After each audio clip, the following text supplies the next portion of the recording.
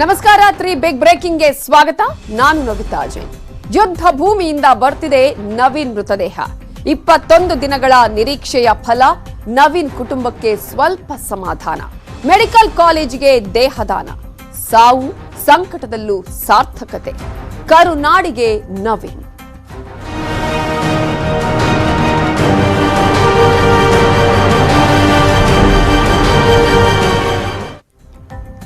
ಕನ್ನಡಿಗ ನವೀನ್ ಕುಟುಂಬಕ್ಕೆ ಸ್ವಲ್ಪ ಸಮಾಧಾನ ಈಗ. ಯಾಕಂದ್ರೆ ಬರೋಬ್ಬರಿ 21 ದಿನಗಳ ಬಳಿಕ ನವೀನ್ ಮೃತದೇಹ ತವರಿಗೆ ಬರ್ತಾ ಇದೆ. ಸೋಮವಾರ ಮುಂಜಾನೆ 3 ಗಂಟೆಯ ವೇಳೆಗೆ ಬೆಂಗಳೂರಿಗೆ ತಲುಪಲಿದೆ. ಮೃತದೇಹ ಆಗಮನ ಆಗಲಿದೆ.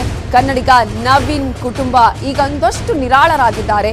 ಯಾಕಂದ್ರೆ ಇಷ್ಟು ದಿನಗಳ ಕಾಲ ಕಾಯ್ತಾ ಇದ್ರು, ಅಟ್ಲೀಸ್ಟ್ ನಮ್ಮ ಮಗನ ಮೃತದೇಹವನ್ನಾದ್ರೂ ಕೊಡಿಸಿ ಅಂತ ಹೇಳಿ. ಯಾಕಂದ್ರೆ ಜೀವದಿಂದ ಉಳಿಸ್ಕೊಂಡು ಅವರನ್ನು ವಾಪಸ್ ತರೋದಕ್ಕೆ ಆಗಿಲ್ಲ. ಅಟ್ಲೀಸ್ಟ್ ನಮ್ಮ ಮಗನ ಮುಖವನ್ನ ಕೊನೆ ಬಾರಿ ನೋಡೋದಕ್ಕೆ ಅವಕಾಶ ಮಾಡಿಕೊಡಿ ಅನ್ನುವಂತಹ ಮನವಿಯನ್ನ ಹಲವು ದಿನಗಳಿಂದಲೂ ಮಾಡ್ತಾ ಇದ್ರು. 21 ದಿನಗಳ ಬಳಿಕ ನವೀನ್ ಮೃತದೇಹ ಬರ್ತಾ ಇದೆ. ಮಗನ ಅಂತಿಮ ದರ್ಶನದ ಬಳಿಕ ಅಂತಿಮ ಕಾರ್ಯ ಮಾಡೋದಕ್ಕೆ ಅವರ ಕುಟುಂಬಸ್ಥರು ಈಗಾಗಲೇ ನಿರ್ಧಾರ ಮಾಡಿದ್ದಾರೆ. ಸೋಮವಾರ ಮುಂಜಾನೆ 3 ಗಂಟೆಗೆ ಬೆಂಗಳೂರಿಗೆ ಬರುತ್ತೆ ಮೃತದೇಹ. ಸೋಮವಾರ ಸಂಜೆಯ ವೇಳೆಗೆ ಹುಟ್ಟೂರಿಗೆ ಮೃತದೇಹ ಹೋಗಲಿದ್ದು, ಅಲ್ಲಿಗೆ ಹಾವೇರಿ ಜಿಲ್ಲೆ ಚಳಗೇರಿಗೆ ನವೀನ್ ಮೃತದೇಹವನ್ನ ತೆಗೆದುಕೊಂಡು ಹೋಗಲಾಗುತ್ತೆ. ಮಗನ ಅಂತಿಮ ದರ್ಶನದ ಬಳಿಕ ಅಂತಿಮ ಕಾರ್ಯ ನೆರವೇರುತ್ತೆ. ವೀರಶೈವ ಲಿಂಗಾಯತ ಧರ್ಮದಂತೆ ಪೂಜೆ ಕೈಂಕರ್ಯಗಳನ್ನ ಮಾಡಲಾಗುತ್ತೆ. ನಂತರ ಅಂತಿಮ ದರ್ಶನಕ್ಕೆ ಕುಟುಂಬಸ್ಥರು ವ್ಯವಸ್ಥೆಯನ್ನ ಮಾಡಲಿದ್ದಾರೆ. ಈ ಹಿನ್ನೆಲೆಯಲ್ಲಿ ಈಗಾಗಲೇ ಸಿಎಂ ಬಸವರಾಜ ಬೊಮ್ಮಾಯಿ ಕೂಡ ಇದರ ಬಗ್ಗೆ ಮಾಹಿತಿಯನ್ನ ಕೊಟ್ಟಿದ್ದಾರೆ, ಟ್ವೀಟ್ ಅನ್ನ ಮಾಡಿದ್ದಾರೆ. ಸೋಮವಾರ ಮುಂಜಾನೆ 3 ಗಂಟೆಯ ವೇಳೆಗೆ ನವೀನ್ ಮೃತದೇಹ ಆಗಮಿಸುತ್ತೆ ಬೆಂಗಳೂರಿಗೆ. ಅಲ್ಲಿಂದ ಅವರ ತವರೂರಿಗೆ ಮೃತದೇಹವನ್ನು ತೆಗೆದುಕೊಂಡು ಹೋಗಲಾಗುತ್ತೆ. ಅಲ್ಲಿ ಅಂತಿಮ ವಿಧಿವಿಧಾನಗಳನ್ನು ನೆರವೇರಿಸಲಾಗುತ್ತೆ. ಜೊತೆಗೆ ವೀರಶೈವ ಲಿಂಗಾಯತ ಧರ್ಮದ ಪ್ರಕಾರವೇ, ಆ ಒಂದು ಸಂಸ್ಕಾರದ ಪ್ರಕಾರವೇ, ಆ ರೀತಿಯಂತಹ ಸಂಪ್ರದಾಯ ಪ್ರಕಾರವೇ ಎಲ್ಲಾ ರೀತಿಯಂತಹ ಅಂತಿಮ ವಿಧಿವಿಧಾನಗಳು ನೆರವೇರಿಸಲಾಗುತ್ತೆ ಅಂತ ಹೇಳಿ ಈಗ ಅವರ ಕುಟುಂಬಸ್ಥರು ಹೇಳಿದ್ದಾರೆ. ರಷ್ಯಾ ಉಕ್ರೇನ್ ಯುದ್ಧದ ಸಂದರ್ಭದಲ್ಲಿ ನವೀನ್ ವಿಧಿವಶರಾಗ್ತಾರೆ. ಕನ್ನಡಿಗ ನವೀನ್ ಅಲ್ಲಿ ವಿಧಿವಶರಾದ ಬಳಿಕ ಎಲ್ಲರಿಗೂ ಒಂದು ರೀತಿಯಂತಹ ಆತಂಕ ಇತ್ತು. ಯಾಕಂದ್ರೆ ಸಾವು ನೋವುಗಳ ಪ್ರಮಾಣ ಜಾಸ್ತಿ ಆಗುತ್ತೇನೋ ಭಾರತದ ವಿಚಾರಕ್ಕೆ ಸಂಬಂಧಪಟ್ಟ ಹಾಗೆ ಅಂತ ಹೇಳಿ. ಆದ್ರೆ 21 ದಿನಗಳ ಬಳಿಕ ನವೀನ್ ಮೃತದೇಹ ಈಗ ಭಾರತಕ್ಕೆ ಬರ್ತಾ ಇದೆ, ಕರುನಾಡಿಗೆ ಬರ್ತಾ ಇದೆ. ಹಲವು ದಿನಗಳಿಂದಲೂ ಕೂಡ ಯಾವಾಗ ಈ ಒಂದು ವಿಚಾರ ಗೊತ್ತಾಯಿತು ಅವತ್ತಿನಿಂದಲೂ ಕೂಡ ಅವರ ಕುಟುಂಬಸ್ಥರು ಒಂದೇ ಮನವಿಯನ್ನ ಮಾಡ್ಕೊಳ್ತಾ ಇದ್ರು, ಒಂದೇ ಬೇಡಿಕೆ ಇತ್ತು. ನಮ್ಮ ಮಗನನ್ನ ಜೀವಂತವಾಗಿ ಇಲ್ಲಿಗೆ ಕರೆಸಲಿಕ್ಕೆ ಆಗ್ಲಿಲ್ಲ, ಅಟ್ಲೀಸ್ಟ್ ಮೃತದೇಹವನ್ನಾದ್ರೂ ಕೊಡಿ, ಅವನ ಮುಖವನ್ನ ಕೊನೆ ಬಾರಿ ನೋಡುವ ಅವಕಾಶವನ್ನ ಕೊಡಿ ಅಂತ ಹೇಳಿ. ಮತ್ತೆ ಒಂದು ಹುಟ್ಟಿದ ಊರಿಗೆ ಬರ್ತಾನೆ ಅಂತ ನಂಗೆ ಮೊದಲಿದ್ದಾನು ಹೋಪ್ ಇತ್ತು. ನಮ್ಮ ದೇಶದ ನಾಯಕರು, ಪ್ರಧಾನಿ, CM ಎಲ್ಲರ ಪ್ರಯತ್ನದಿಂದ, ನೀವು ಮೀಡಿಯಾದವ್ರ ಪ್ರಯತ್ನದಿಂದ ನನ್ನ ಮಗ ಮತ್ತೆ ವಾಪಸ್ ಬರ್ತಾ ಇದ್ದಾನೆ. ನಂಗೆ ಖುಷಿಯಾಗಿದೆ. ನಂಗೆ ಮೊದಲೇ ದಿನಾನ ನಂಬಿಕೆ ಇತ್ತು. ಯಾಕೆಂದ್ರೆ ನಮ್ಮ ದೇಶಕ್ಕೆ ಬರಲೇಬೇಕದು. ಮರಳಿ ಮಣ್ಣಿಗೆ ಅಂಥೇಳಿ, ಮರಳಿ ಮನೆಗೆ ಅಂಥೇಳಿನೂ ಐತಿ. ಅದರಿಂದ ನಂಗೆ ನಂಬಿಕೆ ಇತ್ತು. ಎಲ್ಲರೂ ಪ್ರಯತ್ನದಿಂದನೂ ಬಂದಿದ್ದಾರೆ. ಎಲ್ರಿಗೂ ಧನ್ಯವಾದಗಳು. ಮಗ ಮತ್ತೆ ಒಂದ್ ಕಡೆ ಮಗನನ್ನ ಕಳೆದುಕೊಂಡಂತಹ ನೋವು, ಆ ಒಂದು ನೋವಿನ ಸಂದರ್ಭದಲ್ಲೂ, ಮಗನ ಸಾವಿನ ನೋವಿನಲ್ಲೂ ಅವರ ಮನೆಯವರು ಸಾರ್ಥಕತೆಯನ್ನ ಮೆರಿತಾ ಇದ್ದಾರೆ. ಯಾಕಂದ್ರೆ ನವೀನ್ ಮೃತದೇಹವನ್ನ ದಾನಕ್ಕೆ ಅವರ ಮನೆಯವರು ತೀರ್ಮಾನವನ್ನ ಮಾಡಿದ್ದಾರೆ. ಸಾವಿನಲ್ಲಿ ಸಾರ್ಥಕತೆ ಅಂದ್ರೆ ಇದೆ ನೋಡಿ. ನವೀನ್ ತಂದೆ ಶೇಖಪ್ಪ ಜ್ಞಾನಗೌಡರ್ ಈಗ ಹೇಳಿದ್ದಾರೆ, ನಮ್ಮ ಮಗನ ಮೃತದೇಹವನ್ನ, ಬಾಡಿಯನ್ನ ನಾವು ದಾನ ಮಾಡ್ತೀವಿ ಅಂತ ಹೇಳಿ. ಎಸ್ ಆಸ್ಪತ್ರೆಗೆ ನವೀನ್ ದೇಹದಾನವನ್ನ ಮಾಡಲಾಗುತ್ತೆ. ನವೀನ್ಗೆ ಡಾಕ್ಟರ್ ಆಗ್ಬೇಕನ್ನುವಂತಹ ಆಸೆ ಇತ್ತು. ಅದೇ ಕಾರಣಕ್ಕಾಗಿ ವಿದ್ಯಾಭ್ಯಾಸಕ್ಕೆ ಉಕ್ರೇನ್ಗೆ ಹೋಗಿದ್ದು, ಆ ಕನಸು, ಆಸೆ ಈಡೇರುವ ಮೊದಲೇ ರಷ್ಯಾ ಉಕ್ರೇನ್ ಯುದ್ಧದಲ್ಲಿ ವಿಧಿವಶರಾಗ್ತಾರೆ. ಹೀಗಾಗಿ ಅವನ ಮೃತದೇಹವನ್ನ ದಾನ ಮಾಡ್ತಾ ಇದ್ದೇವೆ ಅಂತ ಹೇಳಿ ಅವರ ತಂದೆ ತಾಯಿ ಈಗ ಹೇಳ್ತಿದ್ದಾರೆ. ಬೇರೆ ವಿದ್ಯಾರ್ಥಿಗಳು ಅದನ್ನ ಉಪಯೋಗ ಮಾಡಲಿ, ಈ ಮೂಲಕ ಆದ್ರೂ ಅವನ ಆಸೆ ಈಡೇರುತ್ತೆ ಅಂತ ಹೇಳಿ ನವೀನ್ ತಂದೆ ಶೇಖಪ್ಪ ಜ್ಞಾನಗೌಡರ್ ಈಗ ಹೇಳಿಕೆಯನ್ನ ನೀಡಿದ್ದಾರೆ. ಈ ಮೂಲಕ ಸಾವಿನಲ್ಲೂ ಸಾರ್ಥಕತೆಯನ್ನ ತೋರಿಸುತ್ತಿದ್ದಾರೆ. ಮಗನ ಮೃತದೇಹ ಸೋಮವಾರ 20ನೇ ತಾರೀಕು ಬೆಳಗಿನ ಜಾವ ಬೆಂಗಳೂರಿಗೆ ತಲುಪುತ್ತೆ. ಅಲ್ಲಿಂದ ನಮ್ಮೂರಿಗೆ ಬರೋಷ್ಟೊತ್ತಿಗೆ ಸುಮಾರು 9 ಗಂಟೆ ಆಗ್ಬೋದು. ಬಂದ ನಂತರ ಅವತ್ತು ನಮ್ಮ ವೀರಶೈವ ಇದ್ರ ಪ್ರಕಾರ ಏನು ಪೂಜಾ ಕಾರ್ಯಗಳನ್ನು ಮಾಡಬೇಕು ಅನ್ನೋದ್ರ ಬಗ್ಗೆ ನಮ್ಮ ಊರು ಹಿರಿಯರು ಈಗ ತೀರ್ಮಾನ ತೊಗೊತಾರೆ. ಎಲ್ಲ ಸೇರ್ಕೊಂಡು ಅದರ ಪ್ರಕಾರ ಪೂಜೆ ಎಲ್ಲ ಮುಗಿಸಿ ಸುಮಾರು ಹೊತ್ತು ಸಾಯಂಕಾಲವರೆಗೂ ಇಲ್ಲಿ ಎಲ್ಲ ದರ್ಶನಕ್ಕೆ ಇಟ್ಟಿರ್ತೀವಿ. ಅದ ನಂತರ ಮೃತದೇಹನ ದಾವಣಗೆರೆ SS ಹಾಸ್ಪಿಟ್ಲಿಗೆ ದಾನ ಮಾಡ್ತಾಯಿದ್ದೀವಿ. ನನ್ನ ಮಗ ವೈದ್ಯಕೀಯ ಕ್ಷೇತ್ರದಲ್ಲಿ ಸಾಧನೆ ಮಾಡಬೇಕು ಅಂತ ಆಸೆ ಇತ್ತು. ಅವನಿಗೂ ಈಡೇರಲಿಲ್ಲ. ಬೇರೆ ವಿದ್ಯಾರ್ಥಿಗಳ ಮುಖಾಂತರನಾದರೂ ಅವನ ಧ್ಯೇಯ ವೈದ್ಯಕೀಯ ಸೇವೆಗೆ ನಮ್ಮ ದೇಶಕ್ಕೆ ಅನುಕೂಲ ಆಗಲಿ ಅನ್ನೋ ಉದ್ದೇಶಕ್ಕೆ ನಮ್ಮ ಮನೆಯಲ್ಲಿ ನಾವೆಲ್ಲ ತೀರ್ಮಾನ ತಗೊಂಡಿದ್ದೀವಿ ಸರ್. ಮುಖ್ಯಮಂತ್ರಿಗಳು ಮಾತಾಡಿದರು. ಮಾತಾಡಿ ಅವರು ಬರ್ತಾ ಇದೆ ಮಗನ ಮೃತದೇಹ ತುಂಬ ದಿವಸ ಕಾದಿದ್ದೀವಿ, ಕೊನೆಗೂ ಬರ್ತಾ ಇದೆ. ಅವರು ಬರ್ತೀನಿ ಏರ್ಪೋರ್ಟ್ಗೆ, ಆಮೇಲೆ ಇಲ್ಲೂ ಊರಿಗೂ ಬರ್ತೀನಿ ಅಂತ ಹೇಳಿದ್ದಾರೆ. ಮಗನ ಆಸೆ ಕನಸನ್ನ ಈಡೇರಿಸುವಂತಹ ಪ್ರಯತ್ನ, ಮತ್ತೊಂದು ಕಡೆ ಸಾವಿನ ಸಾರ್ಥಕತೆಯ ಬಗ್ಗೆ ಕೂಡ ಅವರ ತಂದೆ ಮಾತನಾಡ್ತಾ ಇದ್ರು.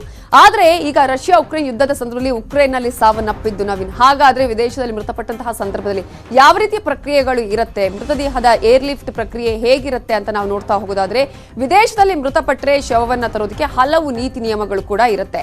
ಆ ದೇಶದಲ್ಲೇ ಮೃತ ವ್ಯಕ್ತಿಯ ಮರಣೋತ್ತರ ಪರೀಕ್ಷೆಯನ್ನ ಮಾಡಬೇಕಾಗತ್ತೆ. ಎಲ್ಲಿ ಅವರು ವಿಧಿವಶರಾಗ್ತಾರೆ ಅಲ್ಲಿ ಬಳಿಕ ಮೃತದೇಹಕ್ಕೆ ಸಂಬಂಧಪಟ್ಟಂತಹ ರಾಯಭಾರ ಕಚೇರಿಗೆ ಅಲ್ಲಿ ಮಾಹಿತಿಯನ್ನ ನೀಡಬೇಕಾಗತ್ತೆ. ಯಾರು ಏನು ಅನ್ನೋ ಸಂಪೂರ್ಣವಾದ ಮಾಹಿತಿಯನ್ನು ಕೂಡ ಅಲ್ಲಿ ಕೊಡಬೇಕಾಗತ್ತೆ ರಾಯಭಾರ ಕಚೇರಿಗೆ. ಅಲ್ಲಿ ಮೃತ ವ್ಯಕ್ತಿಯ ಎಲ್ಲಾ ಮಾಹಿತಿಗಳು ದಾಖಲಾಗತ್ತೆ. ಯಾಕಂದ್ರೆ ಆ ದೇಶದಿಂದ ಮತ್ತೊಂದು ದೇಶಕ್ಕೆ ಬಾಡಿಯನ್ನ ಹಸ್ತಾಂತರ ಮಾಡುವಂತಹ ಪ್ರಕ್ರಿಯೆಗಳು.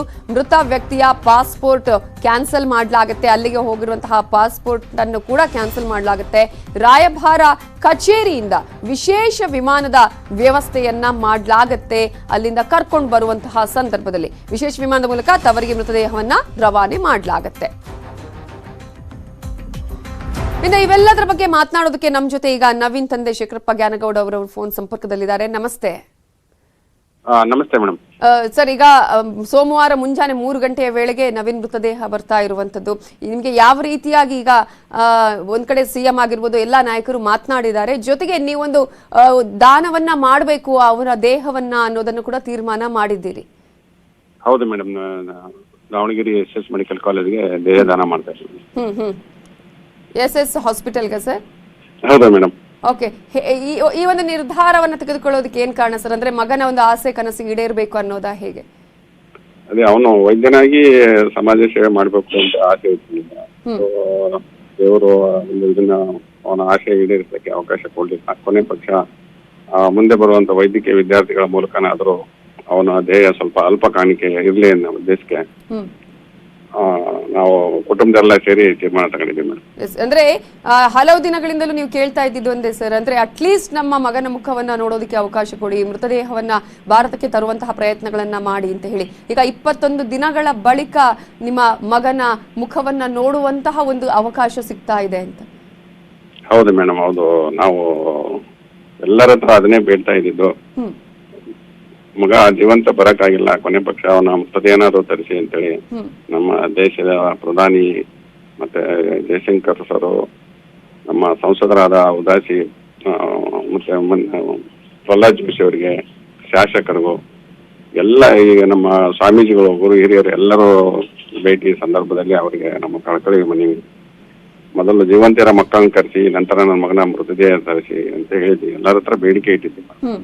ಸೊ ಅವರ ಶ್ರಮದಿಂದ, ಅವರೆಲ್ಲರ ಶ್ರಮ, ಈಗ ನಮ್ಮ ಪ್ರಧಾನಿ, ನಮ್ಮ ಮಂತ್ರಿಗಳು, ಶಾಸಕರು, ಸಂಸದರು, ಗುರು ಹಿರಿಯರು, ಸ್ವಾಮೀಜಿಗಳ ಎಲ್ಲರ ಪ್ರಯತ್ನದಿಂದ ಇವತ್ತು ನಮ್ಮ ಮಗನ ಮೃತದೇಹ ಬರ್ತಾ ಇದೆ ಸೋಮವಾರ. ಸೊ ನಮಗೆಲ್ಲ ಸ್ವಲ್ಪ ಸಮಾಧಾನ ತಂದಿದೆ. ಪ್ರಧಾನಿಗಳ ಸಭೆಯಲ್ಲೂ ಕೂಡ ಮೊನ್ನೆ ಆ ಮಾತನ್ನೇ ಹೇಳಿದ್ರು, ಆದಷ್ಟು ಬೇಗ ತರುವಂತಹ ಪ್ರಯತ್ನಗಳಾಗಬೇಕು ಅಂತ ಹೇಳಿ. ಹೌದು ಹೌದು ಮೇಡಮ್, ಹೌದು.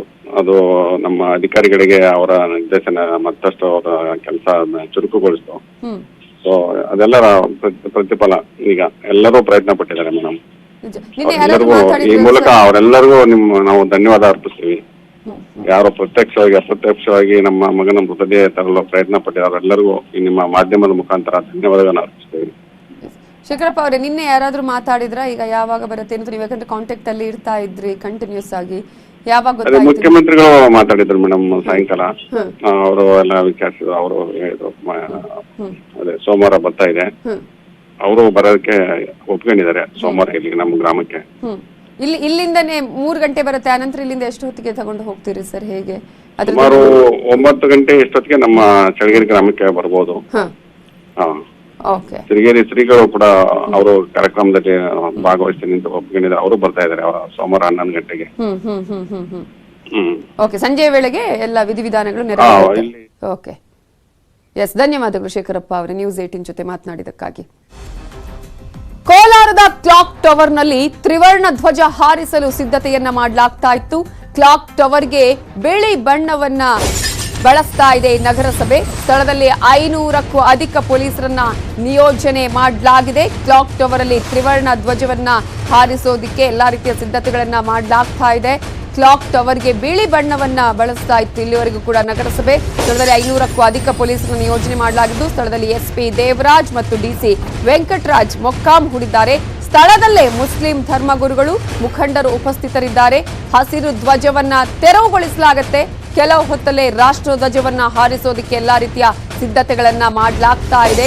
ಪ್ರಮುಖವಾಗಿ ಕೋಲಾರ ನಗರದ ಹೃದಯ ಭಾಗದಲ್ಲಿದೆ ಈ ಒಂದು ಕ್ಲಾಕ್ ಟವರ್. ಇಲ್ಲಿವರೆಗೂ ಕೂಡ ಬಿಳಿ ಒಂದು ಬಣ್ಣವನ್ನ ಮಾಡಲಾಗ್ತಾ ಇತ್ತು. ಅಂದ್ರೆ ಇಲ್ಲಿವರೆಗೂ ಕೂಡ ನಾವು ನೋಡ್ತಾ ಇದ್ರೆ ಒಂದು ರೀತಿಯಂತಹ ಆತಂಕ ಈಗ ಇದೆ, ಏನಾಗುತ್ತೋ ಏನು ಅಂತ. ಅದೇ ಕಾರಣಕ್ಕೆ ಎಲ್ಲಾ ರೀತಿಯನ್ನ ಬಿಗಿ ಭದ್ರತೆಯನ್ನ ಅಲ್ಲಿ ಕೈಗೊಳ್ಳಲಾಗಿದೆ. ಪೊಲೀಸರು ಬಂದೋಬಸ್ತ್ ಅನ್ನ ಮಾಡ್ತಾ ಇದ್ದಾರೆ. ಕೋಲಾರ ನಗರದ ಹೃದಯ ಭಾಗದಲ್ಲಿದೆ ಕ್ಲಾಕ್ ಟವರ್. 1930ರಲ್ಲಿ ಕ್ಲಾಕ್ ಟವರ್ ಅನ್ನ ನಿರ್ಮಾಣ ಮಾಡಲಾಗಿತ್ತು. ಪ್ರಮುಖವಾಗಿ ನಾವು ನೋಡ್ತಾ ಹೋಗೋದಾದ್ರೆ ಯಾಕೆ ಇಷ್ಟೊಂದು ಬಿಗಿ ಭದ್ರತೆ ಅನ್ನೋದನ್ನ ನಾವು ನೋಡ್ತಾ ಹೋಗೋದಾದ್ರೆ, ಶ್ರೀಮಂತ ಹಾಜಿ ಮೊಹಮ್ಮದ್ ಇದನ್ನ ನಿರ್ಮಾಣ ಮಾಡಿದ್ರು. ಕೋಲಾರದ ಪ್ರವೇಶ ದ್ವಾರದಂತಿತ್ತು ಈ ಒಂದು ಕ್ಲಾಕ್ ಟವರ್. ಹಳೆ ಬಸ್ ನಿಲ್ದಾಣದಲ್ಲಿ ನಿರ್ಮಾಣ ಮಾಡಿದ್ರು. ಹೆಚ್ಚಾಗಿ ಕೂಲಿ ಕಾರ್ಮಿಕರೇ ಕೂಡ ಇದ್ದಂತಹ ಒಂದು ಪ್ರದೇಶ ಇದು. ಈಗಾಗಲೇ ಸುತ್ತಮುತ್ತ ಹೆಚ್ಚಾಗಿ ಮುಸ್ಲಿಂ ಸಮುದಾಯದವರೇ ವಾಸವಾಗಿದ್ದಾರೆ.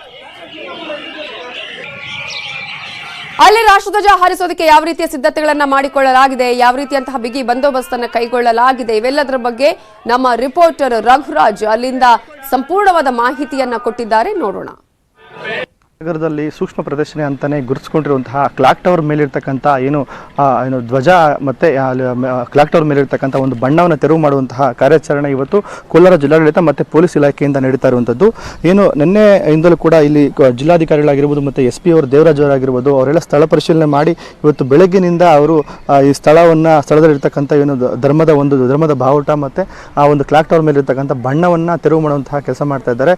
ಸ್ಥಳದಲ್ಲಿ ಮುಸ್ಲಿಂ ಮುಖಂಡರು ಕೂಡ ಅವರು ಸ್ಥಳಕ್ಕೆ ಒಂದು ಭೇಟಿ ಕೊಟ್ಟು ಈ ಒಂದು ಕಾರ್ಯಕ್ಕೆ ಬೆಂಬಲವನ್ನು ಸೂಚಿಸಿರುವಂಥದ್ದು. ಈ ಒಂದು ಕ್ಲಾಕ್ ಟವರ್ ಮೇಲೆ ಏನು ಹಸಿರು ಬಣ್ಣ ಇರ್ತಕ್ಕಂಥ ಒಂದು ಧ್ವಜವನ್ನು ತೆರವು ಮಾಡಿರುವಂಥದ್ದು. ನಂತರ ಅಲ್ಲಿ ರಾಷ್ಟ್ರ ಧ್ವಜಾರೋಹಣವನ್ನು ಮಾಡ್ತೀವಿ ಅಂತಕ್ಕಂಥದ್ದು ಜಿಲ್ಲಾಡಳಿತ ಇಲ್ಲಿ ಹೇಳ್ತಾ ಇರುವಂಥದ್ದು. ಏನು ಸಂಸದ ಮುನಿಸ್ವಾಮಿ ಅವರು ಏನಿದ್ದಾರೆ, ಅವರು ಕಳೆದ ಒಂದು 4 ದಿನದಿಂದ ಈ ಒಂದು ಕ್ಲಾಕ್ ಟವರ್ ಮೇಲೆ ಇರ್ತಕ್ಕಂಥ ಧ್ವಜವನ್ನು ತೆರವು ಮಾಡಬೇಕು ಅಂತಕ್ಕಂಥ ಒಂದು ಬೇಡಿಕೆಯನ್ನು ಇರಿಸಿ ಅವರು ಹೋರಾಟ ಮಾಡ್ತೀವಿ ಅಂತಕ್ಕಂಥದ್ದು ಒಂದು ಆಗ್ರಹವನ್ನು ಮಾಡಿದ್ರು. ನಂತರ ಏನು ರಾಜ್ಯ ಗೃಹ ಇಲಾಖೆ ಮತ್ತು ಗೃಹ ಮಂತ್ರಿಗಳು ಏನು ಸೂಚನೆ ಕೊಟ್ಟರು ಜಿಲ್ಲಾಡಳಿತಕ್ಕೆ, ಅಲ್ಲಿ ಕಾನೂನುಬದ್ಧವಾಗಿ ಏನು ಮಾಡಬೇಕು ಅದನ್ನು ತಾವು ಮಾಡಿ ಅಂತಕ್ಕಂಥ ಒಂದು ಸೂಚನೆ ಕೊಟ್ಟಿದ್ದ ಹಿನ್ನೆಲೆಯಲ್ಲಿ ಇವತ್ತು ರಾಷ್ಟ್ರ ಧ್ವಜವನ್ನು ಹಾರಿಸಲಿಕ್ಕೆ ಎಲ್ಲ ಥರ ಒಂದು ಸಿದ್ಧತೆಗಳನ್ನು ಕೂಡ ಮಾಡ್ತಾ ಇರುವಂಥದ್ದು. ಕ್ಲಾಕ್ ಟವರ್ ಮೇಲಿರ್ತಕ್ಕಂಥ ಕ್ಲಾಕ್ ಟವರ್ ವೃತ್ತದಲ್ಲಿ ಏನಿದ್ದಾರೆ ಆ ವೃತ್ತದಲ್ಲಿ ಸಂಪೂರ್ಣ ಬಂದ್ ಮಾಡಿದ್ದಾರೆ ಮತ್ತು ಇಲ್ಲಿ ನಿಷೇಧಾಜ್ಞೆಯನ್ನು ಮಾಡಿರುವಂಥದ್ದು. ಸಂಪೂರ್ಣ ಪೊಲೀಸ್ ಬಿಗಿ ಬಂದೋಬಸ್ತನ್ನು ಕೂಡ ಮಾಡಿರುವಂಥದ್ದು. ಒಟ್ಟಾರೆ ಏನು ರಾಷ್ಟ್ರ ಧ್ವಜವನ್ನು ಹಾರಿಸಲಿಕ್ಕೆ ಕೋಲಾರ ಜಿಲ್ಲಾಡಳಿತ ಸಂಪೂರ್ಣವಾಗಿ ಸನ್ನದ್ಧವಾಗಿರುವಂಥದ್ದು. Raghuraj, news 18 Kannada, Kolar. BTPS oxygen ಪ್ಲಾಂಟ್ನಲ್ಲಿ ಸ್ಫೋಟಗೊಂಡಿದ್ದು 3 ಈ ಸಂದರ್ಭದಲ್ಲಿ ಗಾಯ ಆಗಿದೆ. ಬಳ್ಳಾರಿ ಜಿಲ್ಲೆ ಕುಡುತಿನಿ ಬಳಿ ಇದೆ ಬಿಟಿಪಿಎಸ್ ಪ್ಲಾಂಟ್. ಆಕ್ಸಿಜನ್ ಫಿಲ್ಲಿಂಗ್ ಮಾಡುವಂತಹ ಸಂದರ್ಭದಲ್ಲಿ ಈ ಒಂದು ದುರ್ಘಟನೆ ನಡೆದಿದೆ. ಬಳ್ಳಾರಿ ಜಿಲ್ಲೆ ಕುಡುತಿನಿ ಬಳಿ ಇರುವಂತಹ ಬಿಟಿಪಿಎಸ್ ಪ್ಲಾಂಟ್ನಲ್ಲಿ ಸ್ಫೋಟ ಆದಂತಹ ಹಿನ್ನೆಲೆಯಲ್ಲಿ 3 ಗಾಯ ಆಗಿದೆ. ಬೆಂಕಿ ಕಾಣಿಸಿಕೊಳ್ತಾ ಇದ್ದಂತೆ ಕಾರ್ಮಿಕರ ಮೈಗೆ ಹತ್ತಿಕೊಂಡಿದೆ ಬೆಂಕಿ. ಓರ್ವ ಕಾರ್ಮಿಕ ಗಂಭೀರವಾಗಿ ಗಾಯಗೊಂಡಿರುವ ಮಾಹಿತಿಯು ಲಭ್ಯವಾಗ್ತಾ ಇದ್ದು, ಕುಡುತಿನಿ ಪೊಲೀಸ್ ಠಾಣಾ ವ್ಯಾಪ್ತಿಯಲ್ಲಿ ಈ ಘಟನೆ ನಡೆದಿದೆ. ಯಾವ ರೀತಿಯಾದಂತಹ ಒಂದು ಸ್ಫೋಟ ಆಗಿದೆ ಅನ್ನೋದನ್ನ ದೃಶ್ಯಗಳಲ್ಲಿ ಹೇಳ್ತಾ ಇದೆ. ಆಕ್ಸಿಜನ್ ಫಿಲ್ಲಿಂಗ್ ಮಾಡುವಂತಹ ಸಂದರ್ಭದಲ್ಲಿ ಈ ಒಂದು ಪ್ಲಾಂಟ್ನಲ್ಲಿ ಸ್ಫೋಟ ಆಗಿರೋದು.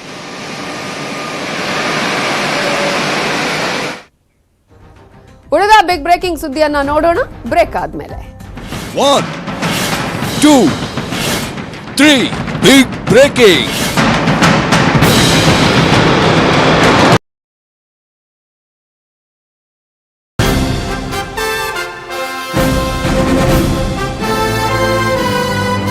ಹೆಮ್ಮೆ ಅಂತ ಹೇಳ್ಕೊತೀನಿ. All achievers in their 1, 2, 3 big breaking.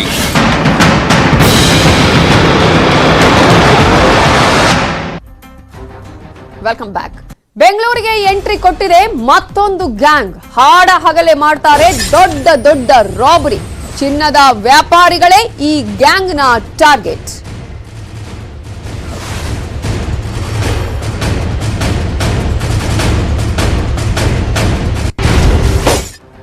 ಹಾಗೆ ಹಾಗಾದ್ರೆ ಈ ಗ್ಯಾಂಗ್ ಯಾವುದು, ಯಾವ ರೀತಿಯಾಗಿ ರಾಬರಿ ಮಾಡ್ತಾರೆ ಅಂತ ನಾವು ನಿಮ್ಗೆ ಹೇಳ್ತಾ ಹೋಗ್ತೀವಿ ನೋಡಿ. ಹತ್ತಿರದ ದೇಗುಲಕ್ಕೆ ದಾರಿ ತೋರಿಸಿ ಅಂತ ಒಬ್ಬ ಕೇಳ್ತಾನೆ. ಮತ್ತೊಮ್ಮ ಖದೀಮ ಬಂದು ಗನ್ ತೋರಿಸಿ ನಿಮ್ಮನ್ನ ಬೆದರಿಸ್ತಾನೆ. ಚಿನ್ನ ಏನಾದ್ರೂ ನಿಮ್ ಹತ್ರ ಇದ್ರೆ ಚಿನ್ನ ಇಟ್ಟು ಓಡಿ ಅಂತ ಹೆದರಿಸ್ತಾನೆ ಮತ್ತೊಬ್ಬ ಖದೀಮ. ರಾಜಾಜಿನಗರದ ಚಿನ್ನದ ವ್ಯಾಪಾರಿಯನ್ನ ಇದೇ ರೀತಿಯಾಗಿ ಈ ಖದೀಮರು ದೋಚಿದ್ದು. ಪ್ರಭುರಾಮ್ ಅವರಿಗೆ ಚಿನ್ನ ಕೊಟ್ಟು ಕಳುಹಿಸಿದ್ರು ಮಾಲೀಕ ಚೇತನ್. ಪ್ರಭುರಾಮ್ ಅವರನ್ನ ಅಡ್ಡಗಟ್ಟಿದ್ದಾರೆ ಇಬ್ಬರು ಖದೀಮರು. ಪ್ರಭುರಾಮ್ ಜೊತೆ ಒಬ್ಬ ದೈವ ಭಕ್ತನಂತೆ ಮಾತನಾಡ್ತಾನೆ. ಆತ ನಾದಿರ್ ಜೈಬಿ ಅಂತ. ಬ್ಯಾಗ್ ಅಲ್ಲಿ ಗನ್ ಇದೆ, ಚಿನ್ನ ಕೊಡು ಅಂತ ಹೇಳಿ ಅದೇ ಸಂದರ್ಭದಲ್ಲಿ ಮತ್ತೊಬ್ಬ ಕಳ್ಳ ಹೆದರಿಸ್ತಾನೆ. ಬ್ಯಾಗ್ ಅಲ್ಲಿ 1.7 kg ಚಿನ್ನವನ್ನ ದೋಚ್ತಾರೆ ಆರೋಪಿ ತನ್ವೀರ್ ಮತ್ತು ಆತನ ಗ್ಯಾಂಗ್. 3 ಆರೋಪಿಗಳ ಕರಾಮತ್ತು ಸಿಸಿಟಿವಿಯಲ್ಲಿ ಸೆರೆಯಾಗಿದ್ದು ನಟೋರಿಯಸ್ ಗಳನ್ನ ನಾಗ್ಪುರದಲ್ಲಿ ಬಂಧಿಸಿದ್ದಾರೆ ಪೊಲೀಸರು. ರಾಜಾ ಅಲಿ, ನಾದಿರ್ ಜೈಬಿಯನ್ನ ಬಂಧಿಸಿದ್ದಾರೆ. ಮತ್ತೋರ್ವ ಎಸ್ಕೇಪ್ ಆಗಿದ್ದಾನೆ. ಆತನ ಹುಡುಕಾಟವನ್ನ ಪೊಲೀಸರು ಮಾಡ್ತಾ ಇದ್ದಾರೆ.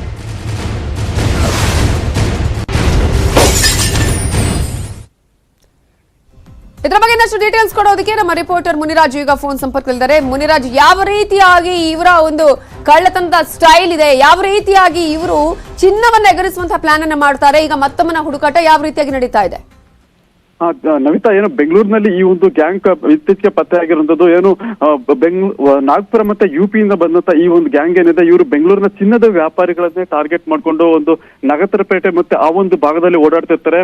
ಅಲ್ಲಿ ಕೆಲವು ಸಾಕಷ್ಟು ಜನ ಚಿನ್ನದ ವ್ಯಾಪಾರಿಗಳಿದ್ದಾರೆ. ಅವರು ಒಂದು ಚಿನ್ನಕ್ಕೆ ಒಂದು ಆರೋಗ್ರಾಮ ಆಗ್ತದಿರ್ಬೋದು ಮತ್ತೆ ಬೇರೆ ಬೇರೆ ಕುಸುರಿ ಕೆಲಸಗಳನ್ನ ಮಾಡೋದಕ್ಕೆ ತೆಗೆದುಕೊಂಡು ಹೋಗೋ ಸಂದರ್ಭದಲ್ಲಿ ಇವರು ದೈವ ಭಕ್ತರ ರೂಪದಲ್ಲಿ ಅಲ್ಲಿ ಎಂಟ್ರಿ ಆಗ್ತಾರೆ. ಎಂಟ್ರಿ ಆಗಿ ನಾವು ಮಹಾನ್ ದೈವ ಭಕ್ತರು ಅಂತ ಹೇಳ್ಕೊಂಡು ಅಲ್ಲಿ ನಮ್ಗೆ ಯಾವ್ದಾದ್ರು ಗುಡಿ ಗೋಪುರಗಳನ್ನ ತೋರಿಸಿ ಅಂತ ಹೇಳಿ ಒಬ್ಬ ಅದನ್ನ ಡೈವರ್ಟ್ ಮಾಡ್ತಾನೆ.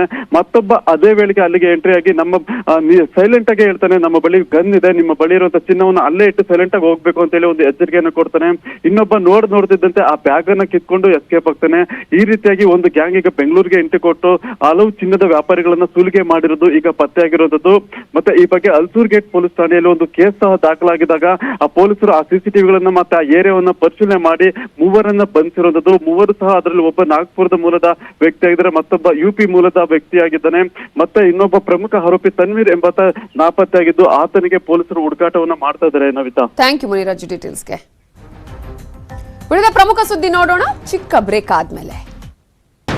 1, 2, 3 ಬಿಗ್ ಬ್ರೇಕಿಂಗ್.